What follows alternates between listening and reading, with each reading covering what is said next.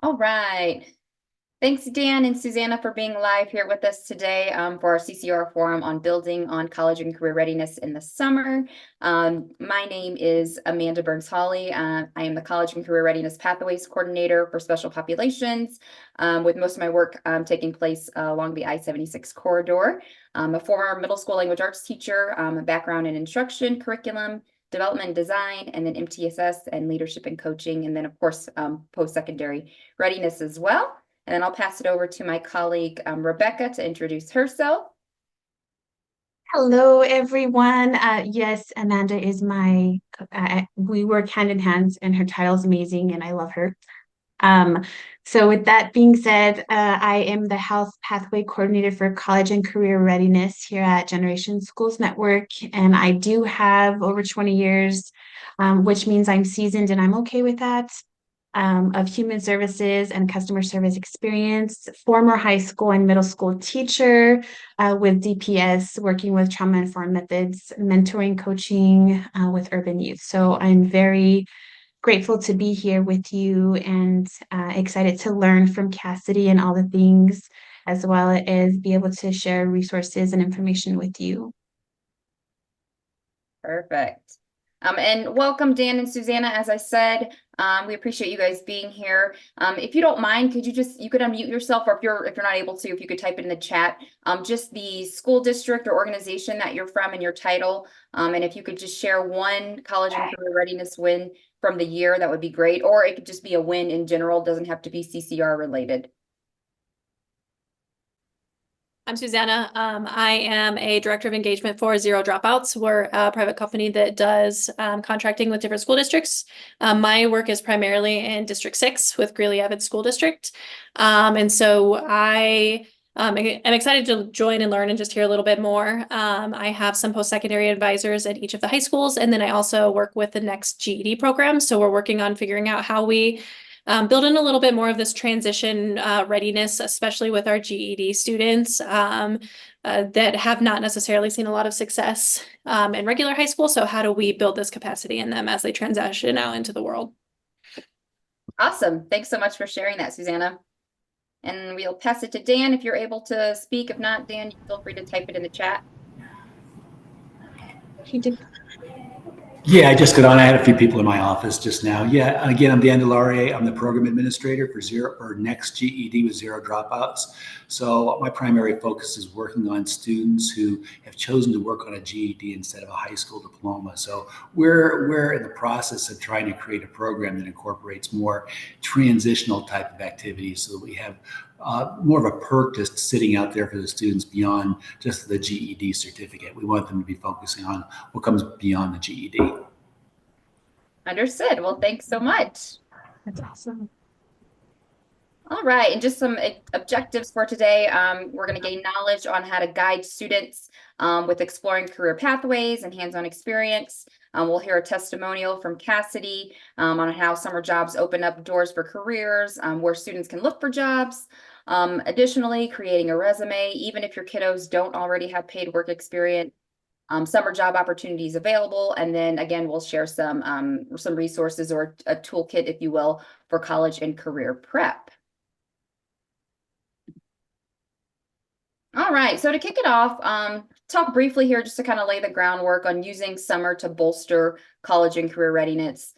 So summer months can provide some of the most productive opportunities for CCR planning and experiences for students with having that downtime. And so it's a good time for them to kind of explore their options and their passions, gain that real world knowledge, and get organized and prepped for the following year or whatever is next to come for them.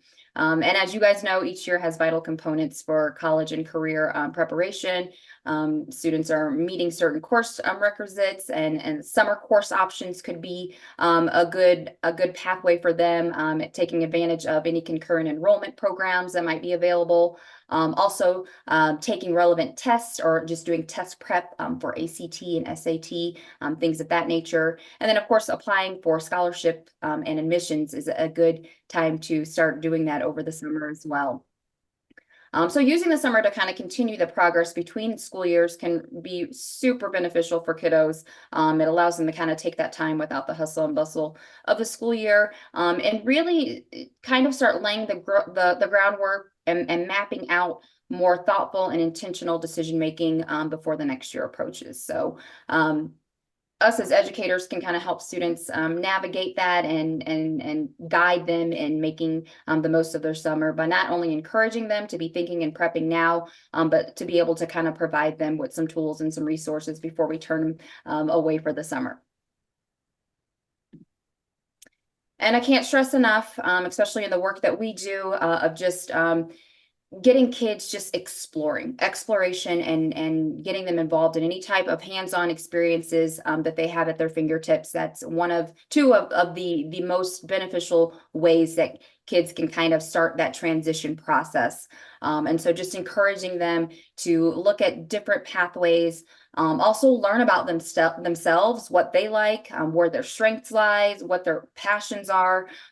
So things of that nature are always really, really helpful. And if you're not familiar with a platform called Indigo, they have a really cool piece called Indigo Pathway, which is a free career finder quiz that assesses students' strengths, their motivators, their behaviors, different communication styles, and then they give them curated results that kind of match them with various career options that seem to be a good fit for them. It also points them in the right direction in terms of alternatives to traditional education. As we know, a lot of kiddos are pivoting from taking the traditional route, and then it gives them steps or an action plan in terms of moving forward. So that's one thing I want to recommend to you guys. And we'll share all of this information with you, the slideshow itself, so you'll have the links to these platforms that you can look at and share with your kiddos as well. And then again, those hands-on experiences, as I was saying, one of the very best ways that students can kind of explore whether a career field or type of job might be a good fit for them, or something that they might want to explore further down the road. And then some ways they can engage in those hands-on experiences would be number one, internships. Which aren't always easy to come by. So there's a great platform called Forage, which is a free self-paced virtual internship platform for students to do simulated internships online that helps them explore different career options if they don't have an in-person internship opportunity available to them. And then additionally, job shadows, volunteering, and then of course, summer jobs, which Cassidy is going to take a deeper dive into, and she's going to share her experience and knowledge surrounding summer jobs. So I'm going to stop sharing my screen here, and then I'll toss it over to Cassidy. Okay, perfect. Awesome. Well, thank you so much, Amanda and Rebecca, for having me here today. When we received the email to come and to this forum and present, my team came to me and they asked if I would do it because I have sort of a unique experience within the city and county of Denver. I'm currently a recruiter with the city, but I started actually as a lifeguard. So I'm just going to kind of talk about my experience in having a summer job and how that builded and kind of created the foundation for my career now. And then just kind of give some pointers, tips and tricks for finding summer jobs, and then just talk a little bit about the opportunities that the city and county has as well. Please feel free to jump in, ask questions. I like to do like a conversational type presentation. I don't want to just talk at you. So please feel free to jump in at any point. Let's see. Okay, so as I mentioned, I began with the city and county of Denver when I was in high school. I was a sophomore in high school and I was a swimmer. So naturally, I kind of was interested in, going to the rec center and swimming after school. And when I was there one day, someone approached me and asked if I was looking for a summer job. And I wasn't at the time, but I, took the opportunity to kind of hear a little bit more about lifeguarding within the city, and I applied for the position and took the lifeguard training course and became employed. That was back in 2016. And then I worked through the Parks and Rec department for about 5 summers. While I was in high school, I would go and work within the summer and then sometimes after school as well. And then when I went to college, I also kind of took the skills that I had as a lifeguard and went and found a work study program to lifeguard at UCLA as well. So just kind of making that impact of, I have these skills that I learned in high school. I'm not going to be a lifeguard forever, but I needed the money. So just kind of transferring that into my time at school. And then after I ended school, I graduated during COVID. I actually decided to move back to Denver, and I had gotten a call from my former supervisor as a lifeguard, and she asked if I would come back and help manage a outdoor pool. And so that lifeguarding position kind of turned into a part-time manager position within the summer after I had graduated. And then thankfully the timing just kind of landed naturally where they had some full-time positions open up within the rec centers as a lifeguard manager. So I was able to apply for that position and get it. And then I kind of worked within the rec centers for a couple of years, doing lifeguard training courses and different things like that. And that wasn't what my degree was in. My degree was in labor studies. I actually had no intention of working in recreation. It's just kind of funny how it all played out. But with the connections I had made within Parks and Rec, I met a lot of different people through other city agencies, and letting them know that I had been interested in more of the HR world. And I had several people reach out letting me know that there was some positions available within recruiting, and I was able to apply to those, and that's where I am today. So as a long-winded story, as I just told, a summer job may just be that, a summer job where you do it a couple of years in high school, maybe into college. But for me, it actually turned into my career. And I think just to point out, you can really network in these summer jobs. It may not seem like something that you would follow through with, but it is something that can lead you to a path towards a career, or at least kind of guide you into something within that same like agency or within that same employer that might be more interested. So just kind of building those connections and being open-minded to what a summer job might bring to you. Okay, so why a summer job? I'm a big fan of summer jobs because I think for younger folks who have never worked before, they are able to learn some really valuable skills that help them as they enter the workforce or as they go into college or secondary education, whatever they may choose. I think most kids, are very interested in making their own money. So that's kind of a selling point I always go over is, learn how to make your own money and what that might look like. And then just, very basic and valuable skills that would help in any position, such as like customer service. Most, entry-level positions have some sort of conflict resolution that is learned. And then just a general professionalism and how to, learn those basic skills and how that can, it will grow into skills that will be beneficial for other positions in the future. And then again, just having a summer job is definitely a plus to put on a college application when kiddos are going to apply for those positions. To apply for college. And then again, just networking and meeting new people. You never know who you may be working with and what opportunities may arise from the positions that you're in.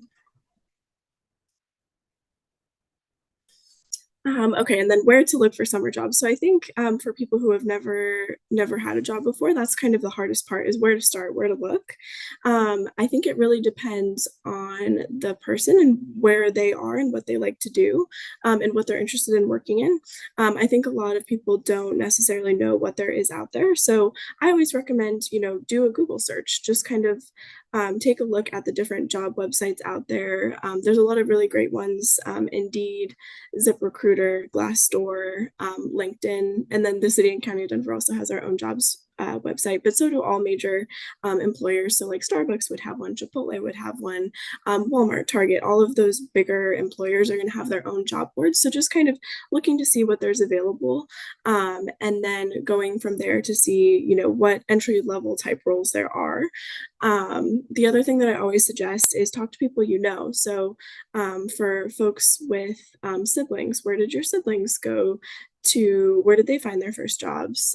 Where do your friends and family work? Are they hiring any entry level roles? Do you have an uncle that maybe owns their own tire shop and you could, start working there? Just kind of what natural connections you already have, and then kind of working from there and seeing what is available.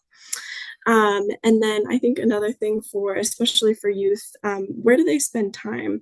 A lot of youth spend time, at rec centers or, at fast food places after school, maybe at the park, and just kind of looking and seeing where they already are hanging out, and then asking while they're there to see if those places are hiring. So that's kind of how I wound up in my first job, is I was just at the rec center swimming, and they actually approached me, as I mentioned, but just seeing, what opportunities are there, because typically most people are hiring, especially right now. Most places are hiring. They may not have it, broadcasted everywhere. There might not be a sign, but it's always good to just ask. And if they're not hiring, they'll remember you, and they can reach out when there's other opportunities available. Does anyone have any questions so far? I'll just stop there.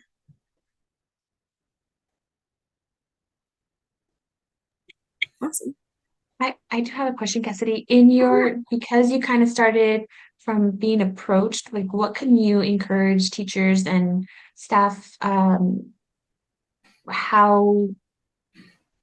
you were approachable, or what kind of things did you do so that people can actually approach you versus, oh, don't talk to that person, or that person's really good, but she's mean, or, what types of things can you encourage us to be able to look out for, or know that that's something that maybe they mentioned to you in the past, like, oh yeah, you had a very friendly face, or, do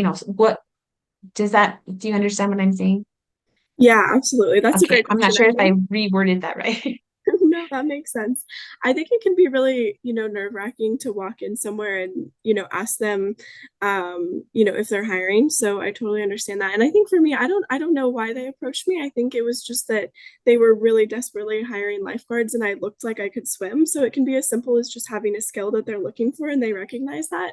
But I think also just for the students looking for positions, or anyone really, is just kind of just being as professional as possible and knowing that it's not awkward. Like nobody is going to be upset or think that it's weird if you're asking if they're hiring, and just kind of being really approachable and finding someone who looks like they might be a manager or someone who can connect you with a manager, and just seeing, like, hey, is there any opportunities for jobs here? Is there a place I can apply online, or you can do the work beforehand and maybe do a quick Google search, like is the YMCA in Aurora hiring? And then maybe you find the application link, you fill out the application, and then next time you're in, you might say, oh, I applied for this position. Just wanted to let you know I really enjoy coming here and I'd like to work here as well. So just kind of making yourself known in a really friendly way. It doesn't have to be anything, I think, over the top or anything. Just being friendly, I think, helps a lot. Great question. Awesome. I'll go ahead and move forward. Okay. So one thing when applying for positions, I think that might deter some people is that resume. So I remember when we all probably remember applying to our first job and we don't have work experience. You may never have had, a W-2 or had like an official job that's, documented, as in you had a W-2. So how do you create a resume without that experience? And I think it is really valuable to submit a resume for positions, and it doesn't have to be anything over than a page. It could be a half page. It could just really just list your name, your phone number, and your email address, and then just some basic skills that you have. But you definitely want to apply with some sort of resume, just listing out a couple of things that highlight your experience and what you bring to the table. And that'll really make your application stand out, especially for entry-level role where they know that lots of folks aren't going to have experience, and that's totally fine. For entry-level roles, they're not looking for, you know, a 10-page resume with all of this experience. They're expecting folks who have never worked before. And some tips and tricks when creating a resume. Always put your name, your phone number, and your email address. Put that at the very top of the resume. So this one that I have on the screen here, it's very simple. You know, just make sure that those things are easy to read and a big font that they can easily reach out to you so that they can contact you with additional information. And then work experience. So again, if you're helping a student with a resume and they don't have work experience, what we would consider work experience, I would really work with them to see like, okay, well, maybe you don't, maybe you've never worked somewhere officially, but maybe you've helped, your mom and dad take care of siblings, or helped with chores around the house, or, helped a neighbor mow their lawn, or done some, work on a car, or, anything that would be similar to that type of work, you can absolutely put on a resume, especially for an entry-level role, just to show that you can recognize what skills that you have, and get those on a resume to, highlight to the recruiters who are looking at the resumes. The other thing that's important to put on there is education. So whether you're completing your high school diploma or your GED, or you're in college, master's degree, PhD, just putting kind of your level of experience. And you don't necessarily have to put like a graduation year or anything, but you can put something like the name of your school. I'm trying to think of one, East High School, completing or in progress, or degree in progress. You could put something like that. And then where I think, especially entry-level roles or folks who have not had a whole lot of work experience, is the skills section. I always recommend putting a combination of hard skills and soft skills. The difference between hard and soft skills, hard skills are going to be things that are like measurable. So things like Excel, things like deliverable outcomes and outputs, whereas soft skills might be more of like customer service or de-escalating, things that are a little bit more hard to measure, but just like a combination of those different skills. So I'm thinking like a high school student would have like really excellent like group work skills. I know there's a lot of different projects that high school students do in groups. So just putting, the ability to work in a group, that would be a soft skill. And a hard skill might be, using a calculator, or I'm not sure if they're teaching Excel in high school. I know they didn't when I was there, but let's see what else. Maybe like some coding. I know a lot of high school classes have coding, or let's see what else. Any computer programming that they may use. So Microsoft Word, email skills, things like that are really great to highlight. And a lot of people, I think, overlook that even on professional resumes with, 10 years of experience. They're not highlighting those skills, which is actually hurting them, because those skills are absolutely very important. And I think a lot of people do have them, especially students in high school. So definitely things that they can add there. I think there was another, back to the work experience. I think it can feel a little strange to put work experience when it's not true paid work experience, but I still encourage people to put it on there. Other things that might be that you could put on there for work experience are like if they were a Girl Scout or a Boy Scout, or if they do babysitting, or I think I mentioned mowing lawns. Anything like that is great to put on there, and it is technically paid, but it doesn't have to necessarily be paid, but definitely add that on there. Cassidy, would you also recommend that students include like any clubs, extracurricular sports that they're involved in too, or maybe any awards or accolades that they've received in high school as well? Yeah, absolutely. I think I forgot to put that on there. So yeah, great highlight there. Any club sports awards would be awesome to put on there. And I would put that towards the end of the resume, and you can actually put a specific section. It can go in the skills section, or it can go, you can put like an award section, and then extracurriculars is usually how I see it. And that's a great way to kind of also highlight, you know, the student as a whole and what they're interested in and what they are motivated by as well. Awesome. Perfect. And then just to kind of highlight some of the positions we have available, we have, I believe, 42 different city agencies, and we're always hiring. And a lot of those positions are in person, some are remote, some are hybrid. A lot of them are more geared towards people, you know, in their mid to late career, but we do have entry-level positions. I know that the Parks and Rec department is in full swing hiring for their summer positions, so I just wanted to highlight those. You know, if any of your students are interested, I'm not sure where you're all based out of. Most of them are in like the true downtown Denver area, but there are positions currently for lifeguards, recreation assistants. So recreation assistant, there are a couple available, but they are the folks who check people in the rec centers and get, you know, everything set up within the rec center, making sure it's clean, answering questions of patrons, things like that. And there are some recreation assistants that work outside at the outdoor pools as well, just checking guests in and getting them paid. And then we are hiring for a lot of different golf course positions as well. And there's many positions as well. If you go to seeyourselfhere.org, that will bring you to our jobs website. And then if you type in, most of our positions, our entry-level positions that would best fit high schoolers, are probably in the Parks and Rec department right now. That's not always true, just the abundance of positions. So if you go to that website and then in the search bar do Parks and Recreation, those should all pop up. And then I also wanted to highlight our internships. We have internships pretty much with every single city agency. So at that same seeyourselfhere.org, I believe it's there's like one for specifically for jobs, and then there's also a link for just internships. And there's, I don't know, I didn't take a look before this, but there's almost always they're looking for interns. They do, I think, do 4 different like cohort type every year, 4 different cohorts of interns. And many of those are paid. That's one thing that the city really values is paying folks for their labor. So just to keep a lookout there. But I just wanted to offer, if you know, if you're looking over a student's resume and they're looking to apply for a position specifically with the city, with anything really, please feel free to reach out to me if you have any questions. I'm more than happy to help look over a resume or look over a job and answer any questions that might come up.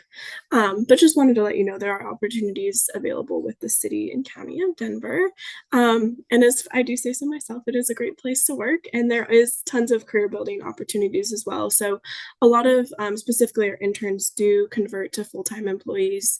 And I've seen that a lot with Parks and Rec folks as well. They'll do the part-time position within high school and college, and then once they've finished up whatever secondary education or you know, trade school that they might be doing, they do tend to come back to the city and find other opportunities just because they know kind of what's available out there.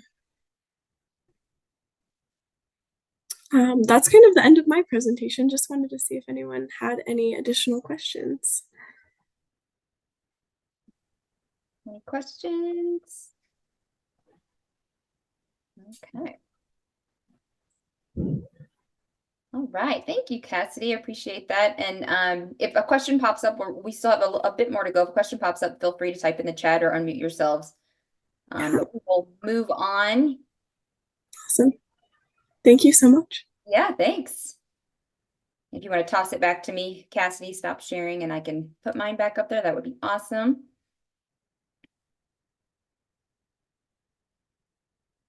Thank you. Did you get it back, Control? Yep. Yep. Okay, perfect. Okay. Throw mine back up here for you. And then I will pass it over to Rebecca.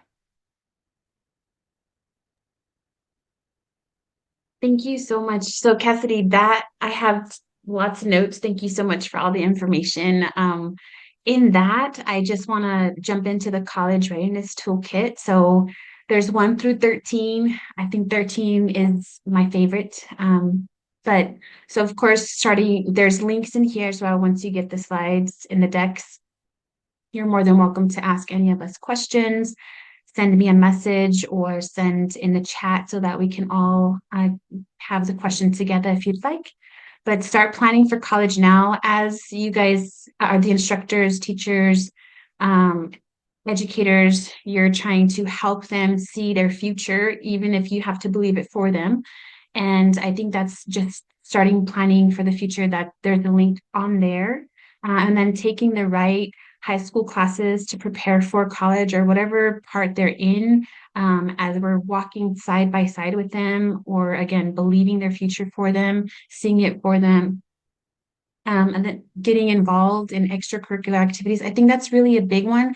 Sometimes people forget, like even playing basketball with somebody at the rec center, like Cassidy was talking about, or she was just there doing her thing, swimming, and she got somebody was able to see potential in her and what she could offer to that rec center for them. So that's a really cool opportunity as well. So just getting into extracurriculars, keeping extracurricular record and volunteering services, that's really important for college. They'll ask for volunteer information and what they have done in their community. Get to know the high school and guidance counselor, build relationships with mentors, work on college career readiness, life skills, ask for rubrics. We have some of those as well if you would like. College visits, college entrance exams. And I'll skip down to, again, the having fun with all of this. Sometimes it's overwhelming as we're trying to explain to students that, hey, this is possible, this is what you can do, this is what we have for you. So making sure that they understand that there's fun times for it, there's things that can be a part of it, and that's really important. So with that, if you want to go to the next one, Amanda. Can I do?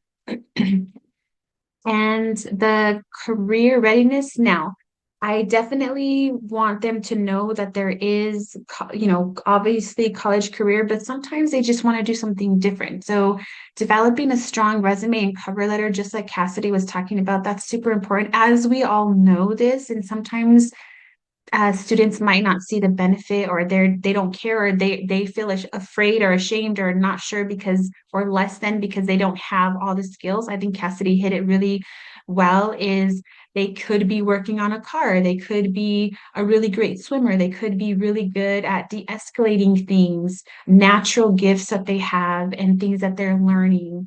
And then of course networking, talking with their friends, like Cassidy also mentioned, is gaining practical experience and what that looks like. Be proactive.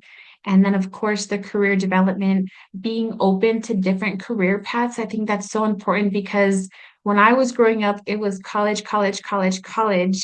And you were kind of looked down in my world if you didn't go to college. But if you wanted to be a barber, or if you wanted to be a mechanic, and those things, that you'll always need a mechanic, you'll always need barber, you'll always need HVAC.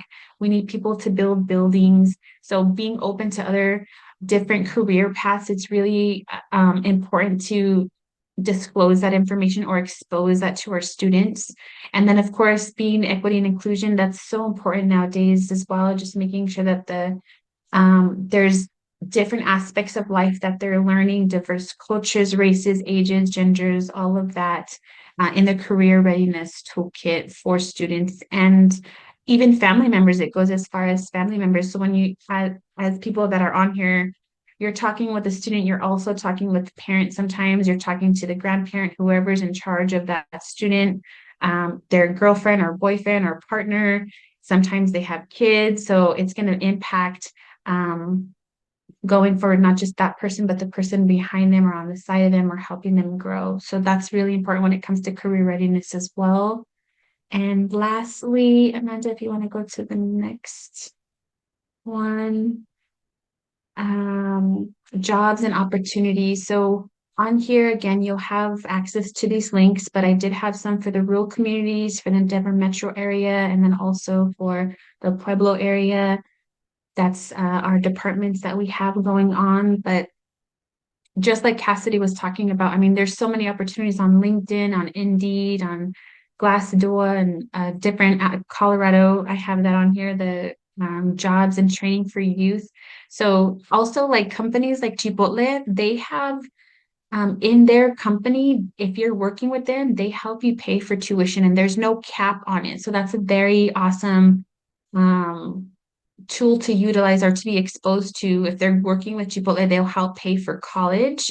Denver Health helps you pay for college, but there's a $15,000 limit for life. So if you worked for Denver Health, you have a cap, but Chipotle doesn't have a cap like that, which is really awesome. Unidyne, if you were interested in the healthcare field, Unidyne is used for 16 and older students to help with different aspects like there's Valley View Villa in Fort Morgan. So any places such as that, hospitals, they utilize Unidyne to help them do their hiring for their lunch menu, their lunch people and things to that nature.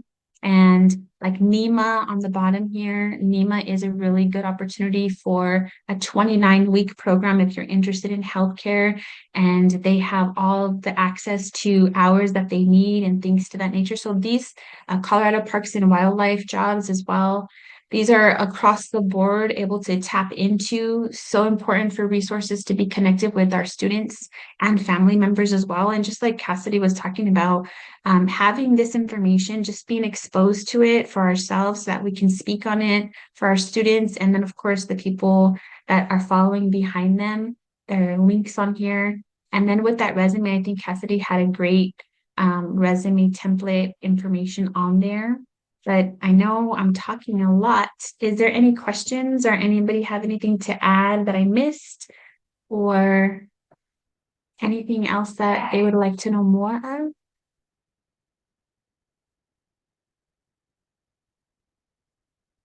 And so, we're going towards the end of the year, so I know we're all trying to make it there. Former teacher, so I understand everybody's workload is a lot, but these resources are so important. You can just send the student the link. They can look on this as well. Mock interview information too. Like there's stuff on YouTube to learn different questions and things that can be asked. And I loved how Cassidy put that, like she was in the right place at the right time. So they can be doing what they love and be at the right place at the right time to be asked or to be even like, hey, I noticed that you're hiring, or are you hiring?